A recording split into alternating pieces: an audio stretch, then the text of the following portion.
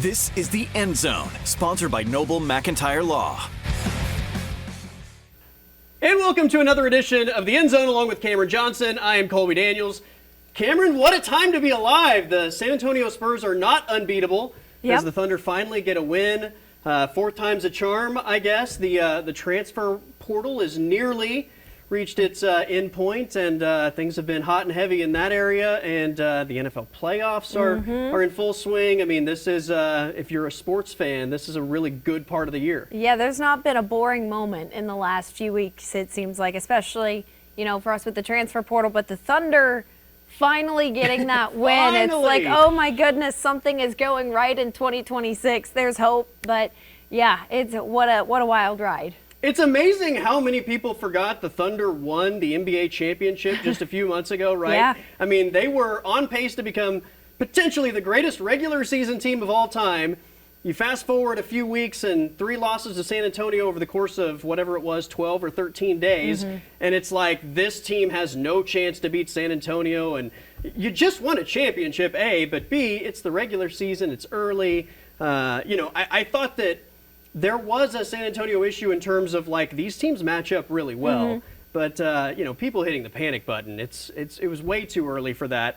I think it's good for the Thunder to experience some adversity, as we talked a little bit about last week. But fourth time's a charm. They clearly approached this game differently than they had approached not only the San Antonio games previously, but I think just the games in general over the last few weeks. They played with a level of intensity that really hadn't been there for 3 or 4 weeks. Well, going back to that stretch against San Antonio back in December, my first thought was they're playing 3 games. This is all in a 13 to 14-day span. Like, they could just be in a little bit of a rut right now. Which they were. And they were. So it's kind of hard to tell. Like, there's a little bit of confounding variables, if I remember my scientific terms. I don't know. But, yeah, so to see them come back, it's like, okay, I think we're really starting to see the Thunder put the pieces together and kind of get back into it. And I think it was Jalen Williams who said after the win, he's like, when you play a team like that, you got to be on your P's and Q's. Yeah. And they had it all going, and especially he pointed out the last few games too. So it kind of feels like they're turning the page into the next chapter. Well, you think about the 3 games they lost. The first game was in Las Vegas. The final score of that was 111-109, right? I mean, that was a heavyweight slugfest. The Thunder didn't shoot the ball well in all 3 of the losses, right? 28% combined three-point shooting in those 3 losses, while I think San Antonio was around 38 or 39% from 3, which is a major difference. But they didn't shoot the ball well. The first game's a 2-point loss that they had a chance at the end, didn't quite get it done. The second one was a tight game until the fourth quarter, when I think there was a sequence of the Thunder missing a few shots, San Antonio capitalized on the other end, and it just ballooned.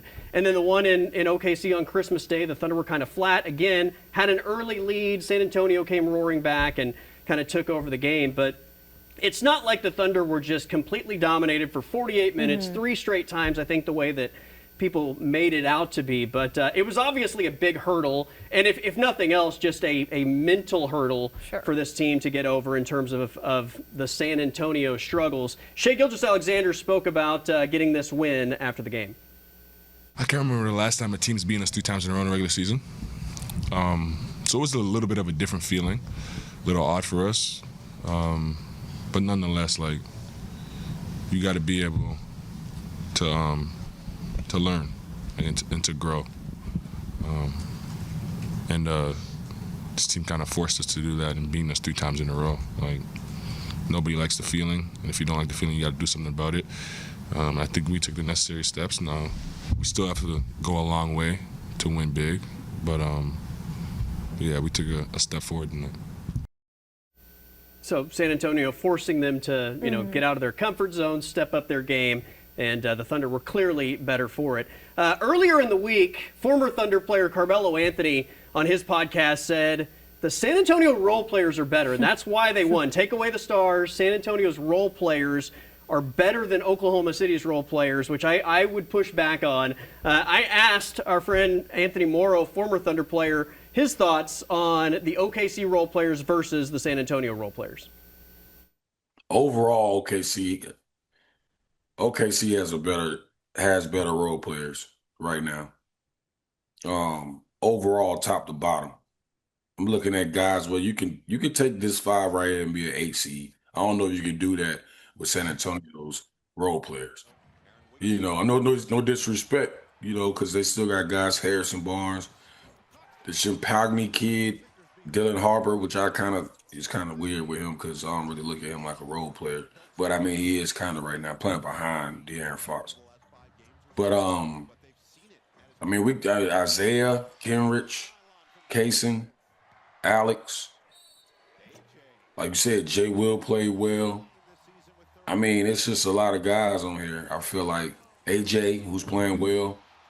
I mean, it's like, you know, and then on somebody, Isaiah, like some of these guys is like any given game, you know, they can go off. And I can't say that for like at that clip, like San Antonio can't do that. Not right now.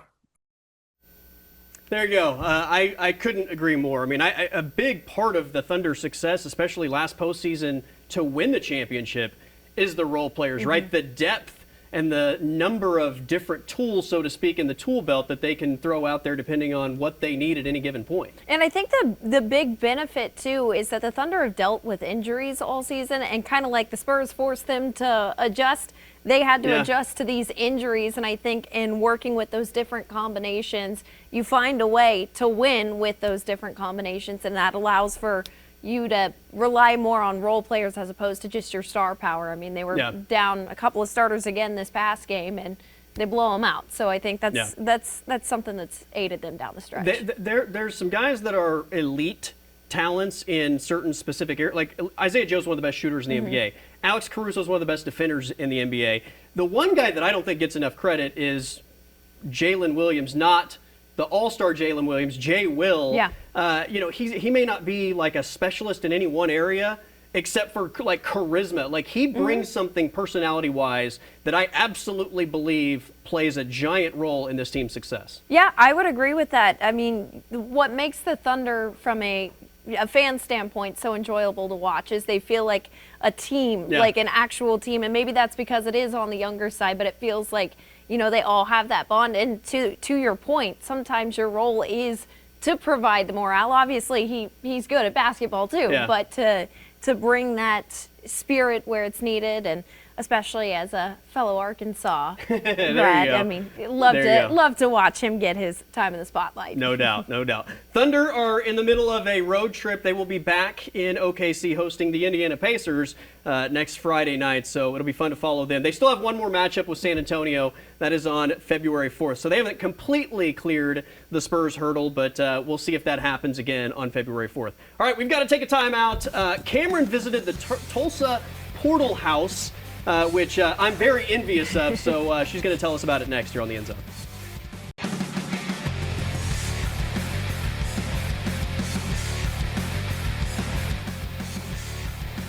Along with Camryn Johnson, I'm Colby Daniels. We'll get back into some more NBA conversation, especially when it comes to rivalries like the Thunder and Spurs. I don't know if we're allowed to call them a rival, but we'll have that conversation in a bit. The transfer portal right now is among the biggest headlines in all of sports. I mean, it's like NFL playoffs, Thunder, Spurs, transfer portal. Those three things are probably toward the top of the entire sports headlines.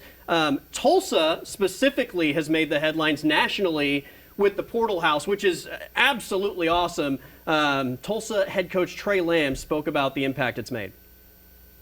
The Portal House has been awesome. We've had a nice hit rate with the guys. I think we've visited 28 guys and signed 20. So our percentage is really high right now. You know, you're visiting 50 kids potentially over a 2-week window. You don't have the May portal window anymore to fix your issues, so you got to get it right over these 14 days. And so far, 10 or 12 days in, we've been highly successful.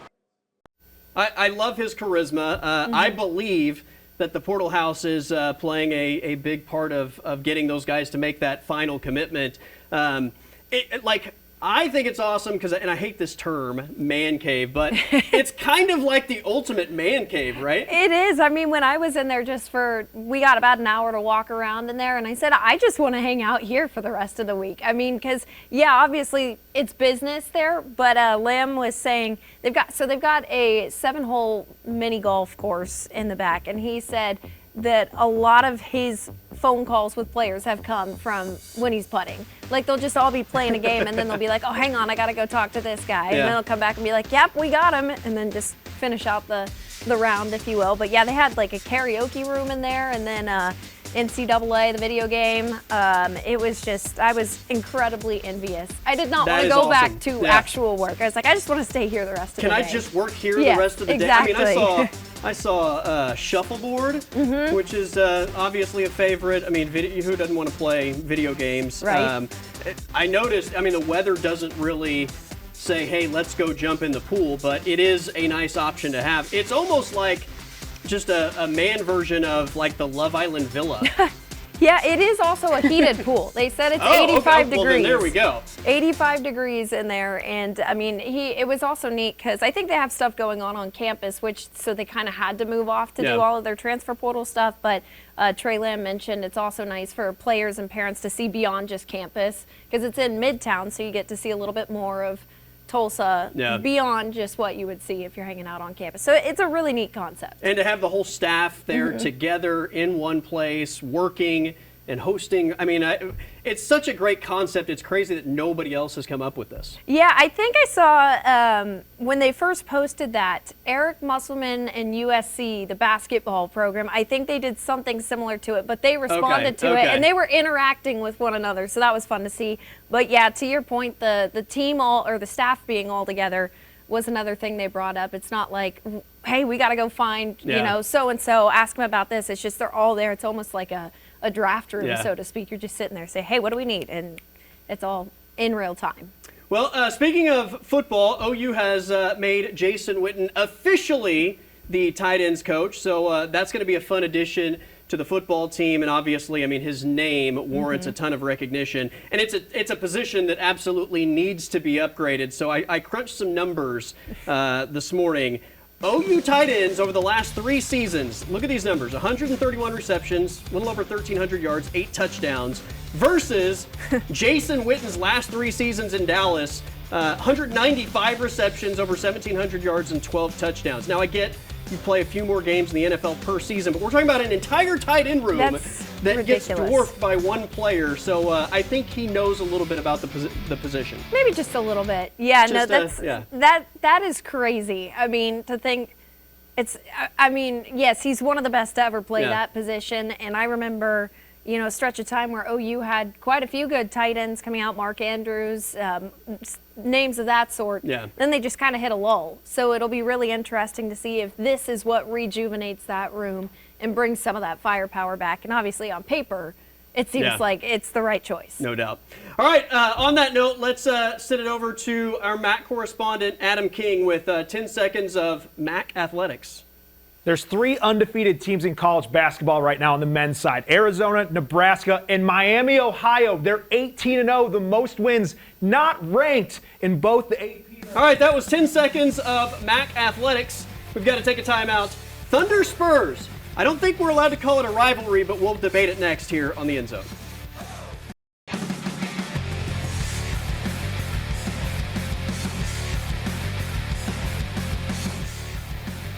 Along with Camryn Johnson, I am Colby Daniels. We've got to talk Thunder Spurs and whether this is a rivalry or not. It took the Thunder 4 tries. Finally, they got a win this season over San Antonio. A lot of people don't want to call this a rivalry for some reason, although, I mean, the Thunder Spurs being the kryptonite of the Thunder, this has been an NBA headline for the better half of the first half of the NBA season so far. So we'll get into, is it a rivalry? But let's start with this. What makes a rivalry for you?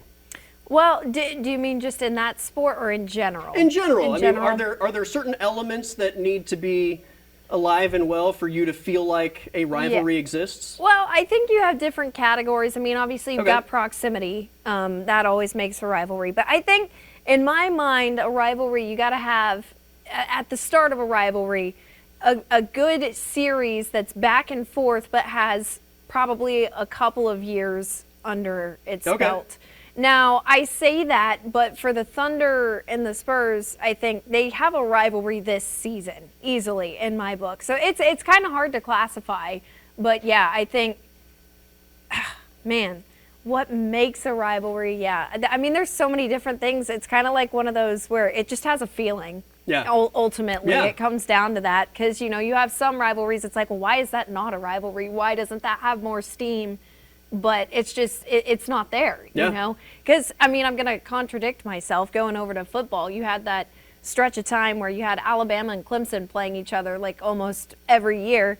And that didn't feel like, it felt like a good game. It didn't feel like a rivalry. So I think really it ultimately is just, it's got that X factor in there. There's a feeling maybe that can't be quantified. Like, I will say this, being inside the Paycom Center on Tuesday night, that felt like a rivalry atmosphere, something that can't be explained. It felt bigger than what that game actually was, which was game 41 of an 82-game regular season. Jalen Williams was asked after the game, is this a rivalry? Here was his answer.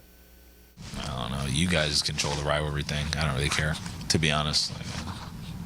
Every game feels like a rivalry at some point because we're defending champs and teams are throwing their best punch at us every single game. But I will say, like I said, like this team makes us play 48 minutes of basketball to where we got to really pay attention, and it's extremely fun to play against them throughout the season because you can feel like us making them better and them making us better throughout the course of the season, like as we're playing. But the rivalry stuff, I don't get caught up into it and all that other stuff. I think the more that we like talk about it and try and force like a rivalry and like, is it a rivalry? If you got to ask, it probably ain't one yet. So that's my mindset going into it. Like, you don't really have to guess if like the old Lakers and Celtics was a rivalry or like the Pistons and Bulls was a rivalry because you just know. So if you got to ask, probably not yet. I mean, look, I'm not necessarily asking in that sense, but, players are going to be asked if they think it's a rivalry, and I get why a player might not say it is. But, I mean, he said something in there that I think is absolutely crucial toward any sport and having two people become rivalries, and that is they elevate each other, right? He said we have to play better when we play them, and we're making them better because they have to play better when they play us. And that goes back to what you said about that feeling. When we have watched we've watched the Thunder play 41 games now, 42, 43, whatever we're at now. We've watched them play so many games. Clearly, the level on both sides has risen far above what the mean would be when San Antonio and Oklahoma City have been on the floor together. They don't like each other. There's an individual rivalry, I think, with Wemby and Chet. These teams have modeled their games after each other. I mean, I am stamping it a rivalry whether anyone wants to stamp it a rivalry or not. It's a young rivalry. I agree with you. You know what? Matt correspondent Adam King is still here. Adam, is this a rivalry? What do you think? I can't really tell you about that, but if you want to talk rivalries, how about two schools like less than 20 miles apart fueled by hate? The Battle of I-75, Bowling Green and Toledo. Listen, I asked about the Thunder. That was an extra 10 seconds of Mac Athletics, but we're stamping Thunder Spurs a rivalry, and I can't wait until February 4th for the 5th time this regular season. All right, we've got the closing argument with Noble McIntyre next on the End Zone.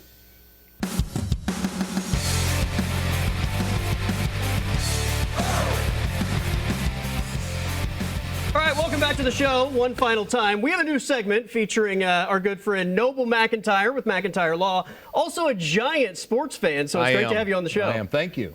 What's your favorite sport? Football, obviously, college football. I mean, I loved NFL when I was younger, but college now. Okay, and obviously swinging into basketball season, that's a close second maybe? Well, with the Thunder, it's hard not to be a basketball fan. That's right. It was good to get a win last night over the Spurs. Yep. All right, so let's jump into this. I'm going to make a statement or ask you a question, and doing what you do so well at McIntyre Law, you're going to make the closing argument for the show, and we'll get some viewer feedback on what this is. So this week, let's head to college football. NIL is such a major talking point, and I think just the landscape of college football generates so much conversation. So I want to know from you, would college football's issues be solved by making athletes employees? It would go a long way. Historically, obviously, they have not been employees. In the advent of NIL and with the recent House versus the NCAA settlement where now there's revenue sharing, they're much, much more employees. And if you're going to pay them, it becomes a professional sport, at which point they have to have the same protections as any other athlete for the NBA, NFL, or whatever it may be. So they are professional athletes at this point being paid. So I think they should be considered employees. It's like the only thing on earth that decides they want to cherry pick from being this and this and this and this and don't let any of the rules apply to us, right? It's still the wild, wild west a little bit, but there's going to have to be some rules. The problem with the NLL as it exists right now is any school with $1 billion backer, they have an advantage. You look at Texas Tech and what they're able to do. They have a billionaire that spends money. They're getting bigger and bigger every day. If you're a school that doesn't have a billionaire, you're an extreme disadvantage. So right now, money talks. There you go. That is the closing argument this week. Make sure you let us know what you think of the closing argument. For Noble McIntyre, I'm Colby Daniels. That is it for this week's edition of The End Zone. We'll see you next week.